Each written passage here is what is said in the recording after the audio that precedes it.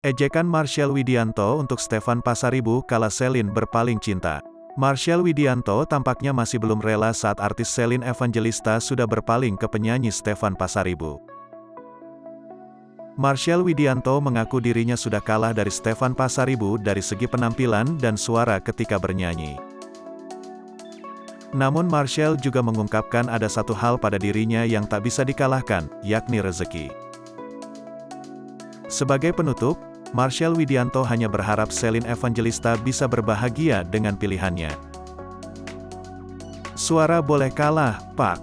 Bentuk juga boleh kalah. Kalau rezeki mah saya bisa menang, tuturnya. Di tengah kemesraan Celine Evangelista dan Stefan Pasaribu, nasib Marshell Widianto jadi sorotan. Celine Evangelista dan Stefan Pasaribu akhirnya saling mengaku soal perasaan sayangnya.